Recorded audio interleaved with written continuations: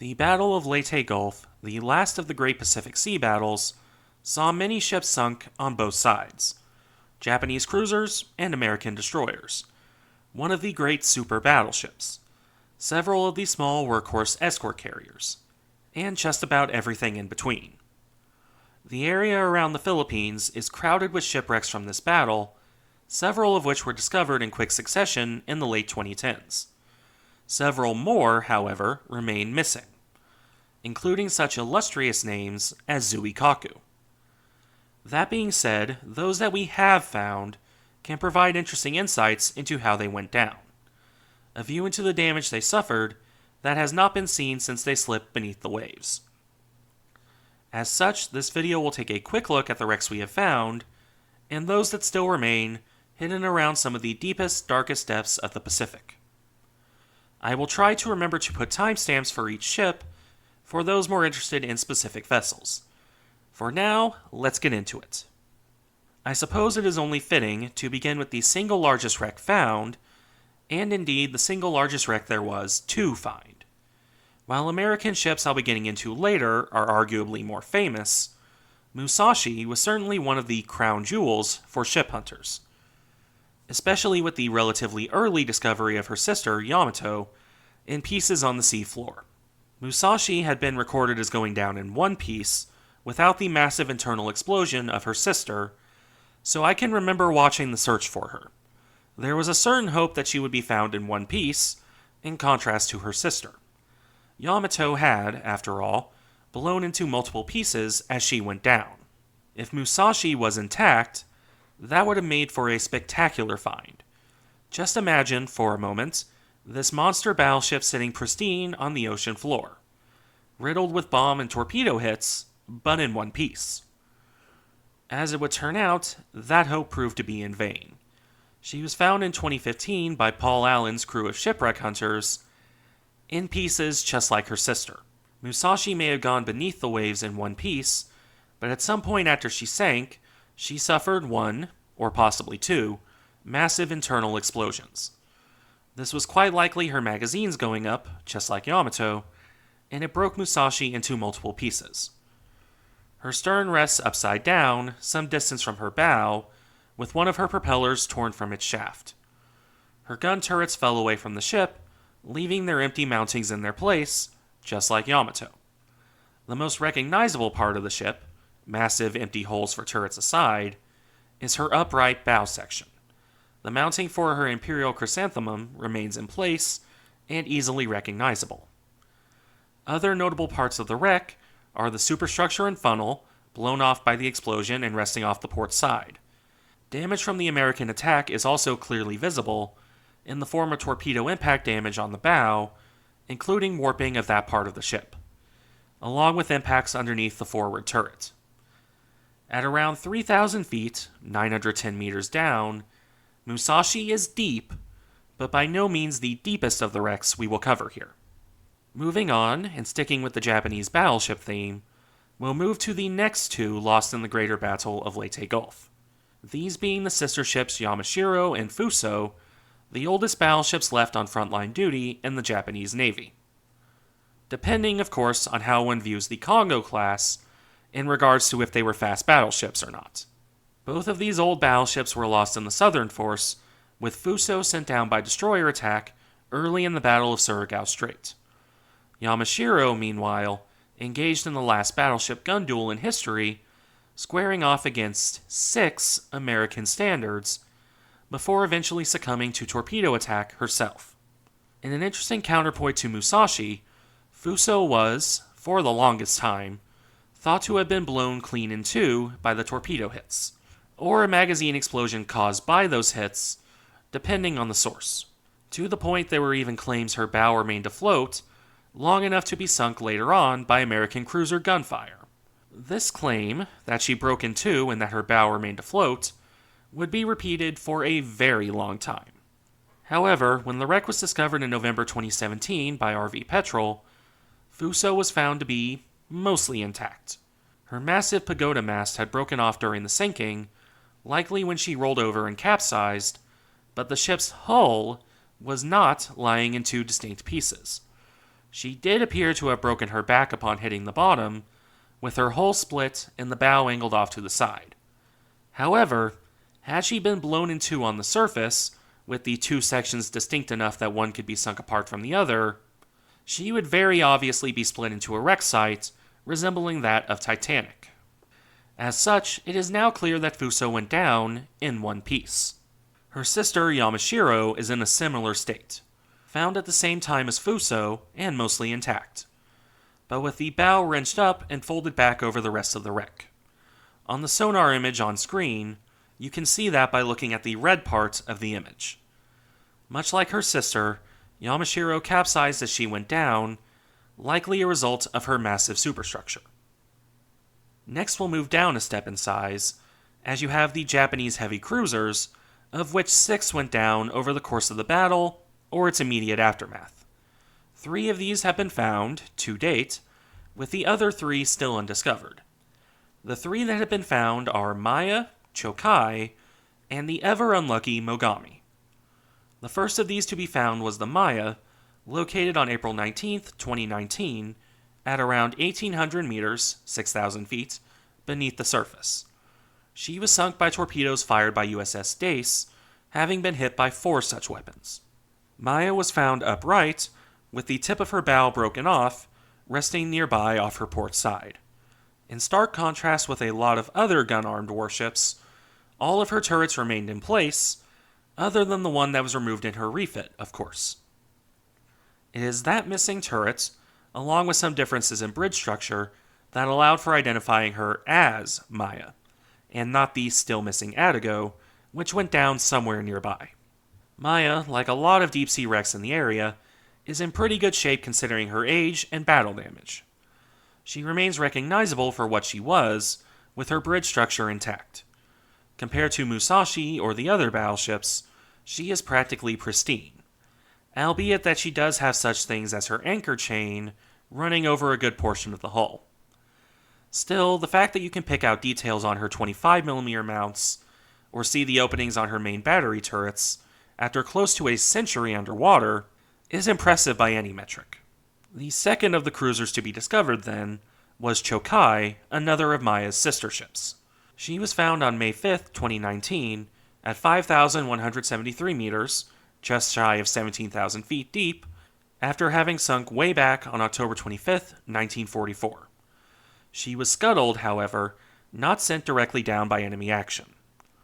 Her wreck is in overall similar shape to Maya's, albeit with more visible battle damage, as she was hit in more ways than just a spread of torpedoes. Which, on that topic, what is notable is the absence of a specific kind of torpedo damage.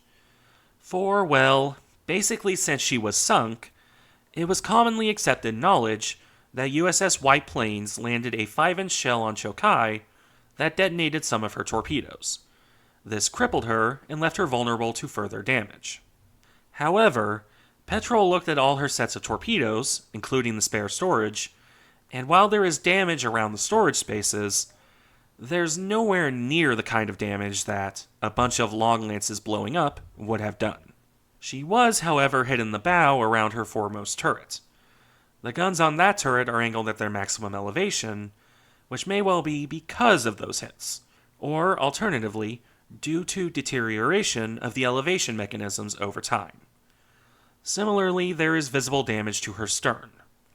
Like a lot of Japanese cruisers, the stern deck has collapsed pretty badly, as seen here looking at her sternmost turret. Somewhat less common, then, is how the tops of her stern turrets are caved in, as seen on this image. Overall, though, Chokai is in pretty good condition, just like Maya. That just leaves poor Mogami. She was discovered on May 8, 2019, at a depth of 1,450 meters, 4,760 feet. Her sinking saw her hit by torpedoes, cruiser gunfire, twice over at that, the bow of another Japanese cruiser, and aircraft attack, before she was finally scuttled by Japanese destroyers. Her wreck, as you could expect, shows the legacy of this pounding. For instance, and likely a legacy of the ramming by Nachi, her bow has partially folded back over her foremost turret. Damage from shellfire to her superstructure is also visible. Her stern is a mess, likely a result of both battle damage and maybe implosion damage on the way down, like that on Titanic's stern. And, of course, the wooden flight deck that replaced her aft turrets either burned away on the surface or rotted away after she sank. Unfortunately, Petrel only released images of her port side, which show her torpedo tubes intact. Mogami had torpedoes catch fire and explode before she went down, so it is probable that those were on the starboard side of the cruiser. In any event, as the sonar images show, she is in very rough shape, as could probably be expected with how much of a pounding she took before she sank. As far as light cruisers are concerned, Japan lost 4 of them: Noshiro, Abukuma, Tama, and Kinu.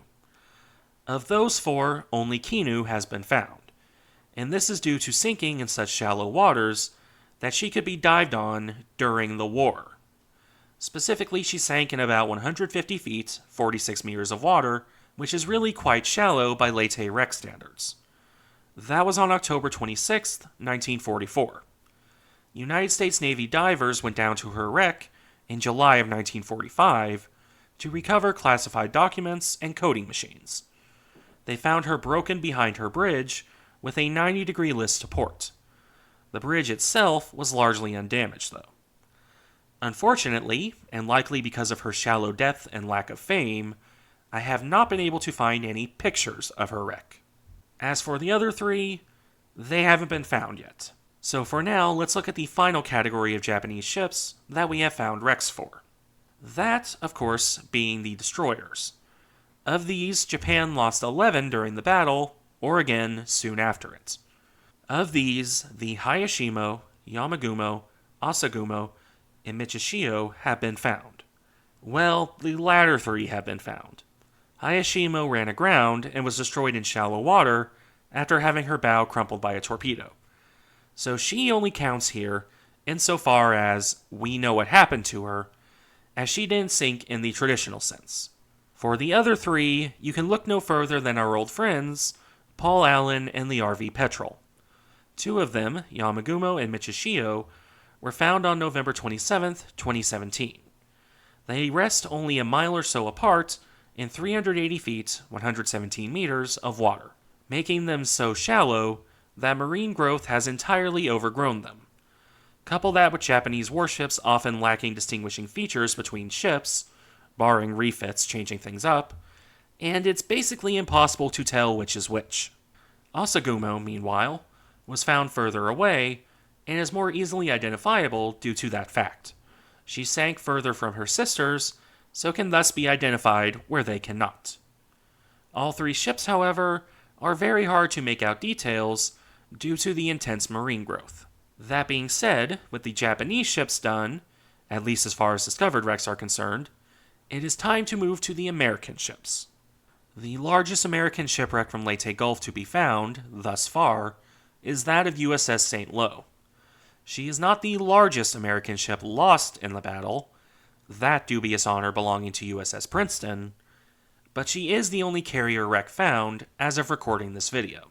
USS St. Lo, initially commissioned and serving as USS Midway, has the unfortunate distinction of being the first major American warship lost to kamikaze attack. This was on October 25th, 1944. Her wreck was found by, and you can probably guess at this point, RV Petrel. They found her wreck on May 14th, 2019, one of the last wrecks they would find. She is also one of the deepest, at 4,736 meters, 15,538 feet, on the edge of the Philippine Trench. Now, when she was hit by the Japanese, St. Lo was ravaged by those hits. The massive explosion on her stern, shown on screen now, seems to have functionally destroyed her stern.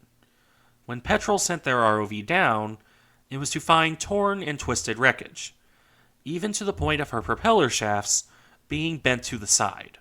Even when you get closer to her island, which is quite a bit forward of the explosion, the damage is severe. Just looking at the gun tubs makes that clear, though admittedly some of that is from the sinking itself. And yet, even so, you can still make out writing on the ship. That's another trait common to these shipwrecks found in the deepest, darkest depths of the Pacific. Remarkable preservation, battle damage obviously accepted. It is, in fact, often the number of the ship on the hull that is used to identify which wreck is being looked at, since other than the initial sonar pass, well, you aren't really getting a wide-angle view of any ship at that depth. All in all, though, St. Lo's wreck most certainly shows the trauma of her sinking, from the broken flight deck to the shattered hull. Yet she remains mostly intact. The extreme depth contributes to that somewhat, as there is far less marine life to eat away at the hull. But I think I know the ships most people are here for, so let's get to those. First to be discovered of the two, USS Johnston held the title of deepest known shipwreck for an admittedly short time. Her wreck was so deep, in fact, that even Petrel's ROV wasn't able to really dive that deep. They found some scattered wreckage, including a 5-inch gun mount, that were clearly from a Fletcher.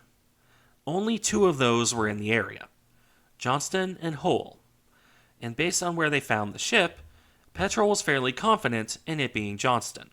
This was on October 30th, 2019. It would not be until March 31st, 2021, that Caladan Oceanic would return to the area in place of Petrel and find the main hull. Once more, the hull number made it simple to identify which of the 2 Taffy destroyers this was.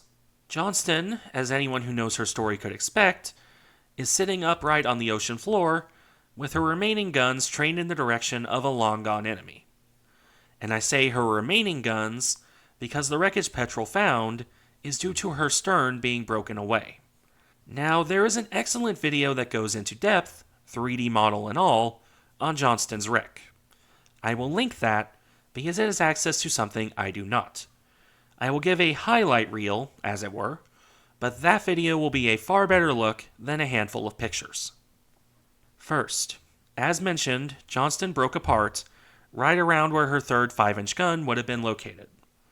This is where she was hit by heavy caliber shell fire, which caused severe damage that haunted her for the remainder of the battle.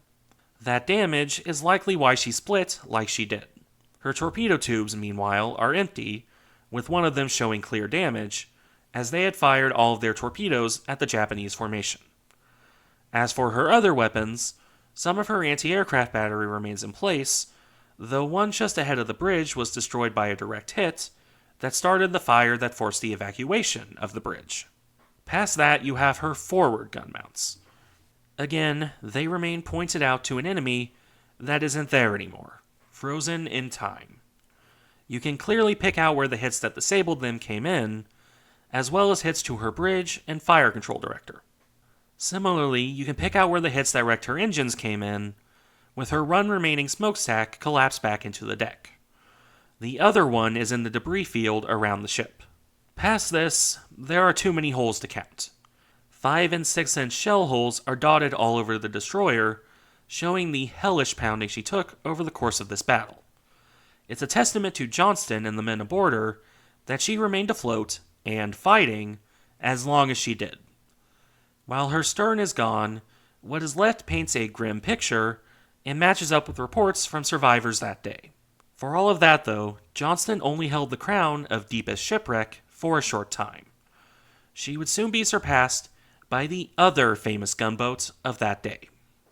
Samuel B. Roberts, the bravest little destroyer escort that fought like a battleship, is now the deepest shipwreck. Or, at any rate, the deepest shipwreck currently discovered. There is a certain level of irony to this discovery, as she was not the target of the expedition that found her.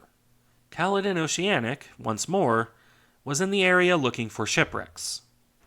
But they were actually looking for Gambier Bay, when they stumbled across a lone triple-tube torpedo mount sticking out of the seabed. As Fletcher-class destroyers carried quintuple mounts, that ruled out wreckage from Hull, which meant it had to be Sammy B, since Gambier Bay wasn't toting around torpedo tubes. With metaphorical blood in the water, the hunt switched targets from the carrier to the destroyer escort, which is so small that they weren't even expecting to find her. But in June 2022, they found the main hull. This at 6,895 meters, 22,261 feet, under the Pacific waves. Again, there is an excellent video, this time by the ones that found her, that I will link in the description. But like with Johnston, I'll do a highlight set here. First and foremost, Samuel B. Roberts shows the signs of her traumatic sinking. While she is on the seabed in, mostly, one piece and upright, she hit the bottom bow first and crumpled from the impact. The stern, which was likely damaged to begin with, had pulled apart from the hull by about 5 meters, 16 feet. Much as with Johnston, you can see areas where she was hit. Shell holes and the accompanying shrapnel and buckling damage. You can even see where a shell cooked off inside one of her guns and blew out the mount. And you can see how she was fighting on both sides, at the end, looking at how her guns are angled. She's so well preserved, in fact, that you can see places where they did maintenance on her paint, and you can see unexploded ordnance, from hedgehogs to depth charges to 40mm shells, which would be a real risk to people exploring the ship if she weren't so ludicrously deep that only a handful of submersibles could reach her. With that, though, we come to the end, at least of ships that have been found. What does that leave left to discover, then? Well, there are a few notable wrecks still missing, from several Japanese destroyers right on up to a fleet carrier. The notable ones, of course, are the carriers. Gambier Bay, which remains undiscovered in spite of the expedition that found Sammy B. Princeton, the largest American ship sunk in the battle, equally remains a mystery, though I imagine there isn't a whole lot left of her above the waterline, considering how violent her sinking was. On the Japanese side, you have a couple cruisers, Atago, Chikuma, and Suzuya. While Atago is probably somewhere near Maya, the other two would be far more difficult to track down. Suzuya especially so, because as deep as Samuel B. Roberts and Johnston are, Suzuya's commonly accepted sinking point puts her at potentially 8,412 meters, or 27,600 feet down. That's a good couple thousand meters on Sammy B, or something like 5,000 feet. It's possible she isn't that deep, but we won't know until we find her. There are also the light cruisers I mentioned earlier in the video, Abukuma, Tama, and Noshiro. And on the upper scale, there's 3 light carriers, Zuiho, Chiyoda, and Chitose. And of course, one rather notable fleet carrier. The man or woman who finds Zuikaku is going to be a legend. She was the last of the Pearl Harbor carriers, after all. Finally, and this is admittedly more of a personal note, I do hope they eventually find USS Hull. She tends to get overlooked enough as it is, and finding her wreck would be a nice way to ensure her story lives on. Thank you for watching. Remember to like, comment, and subscribe if you enjoy the content, and I'll see you in the next one.